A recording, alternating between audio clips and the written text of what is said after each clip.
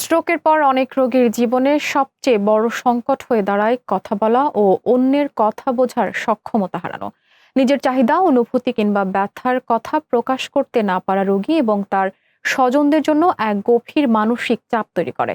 তবে সাম্প্রতিক সময়ে যুক্তরাজ্যের ক্যামব্রিজ ও চীনের বেইহাম বিশ্ববিদ্যালয়ের গবেষকরা স্ট্রোকের রোগীদের জন্য নতুন আশার আলো দেখাচ্ছেন।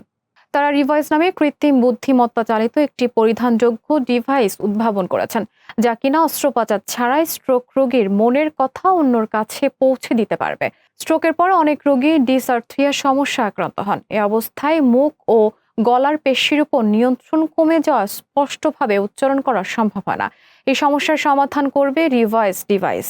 রিভয়েস ডিভাইসটিতে রোগীর অস্পষ্ট শারীরিক নড়াচড়া থেকে শব্দ শনাক্ত করে আবেগ ও পারিপার্শ্বিক পরিস্থিতি বিশ্লেষণের মাধ্যমে অসম্পূর্ণ চিন্তাকে পূর্ণ বাক্যে রূপ দেবে। ফলে রোগীর মনের ভাব আবেগ সহ প্রায় স্বাভাবিক মানুষের কণ্ঠস্বরের মতো প্রকাশ পাবে। ডিভাইসটির কার্যকারিতা যাচাইয়ে 5 জন স্ট্রোক রোগীর উপর পরীক্ষা চালানো হয়। দৈনন্দিন ব্যবহারের 47টি শব্দের ভিত্তিতে পরিচালিত পরীক্ষায় দেখা গেছে রিভয়েস 95.8% ক্ষেত্রে সঠিক শব্দ এবং 97.1% ক্ষেত্রে সঠিক বাক্য শনাক্ত করতে সক্ষম হয়েছে।